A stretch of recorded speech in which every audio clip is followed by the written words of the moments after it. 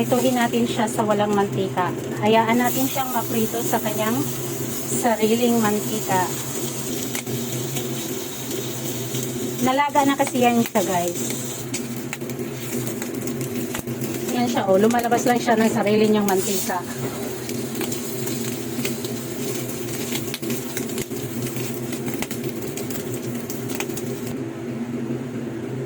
Sumog na yata. Ayan siya, guys. So, ang dami ng mantika na lumalabas. Hindi pa to. Ay! Natusta. Tusta yung isa.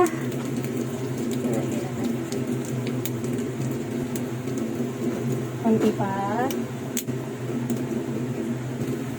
Yan siya, guys. And then, ito yung ating dinner partner natin. Dito.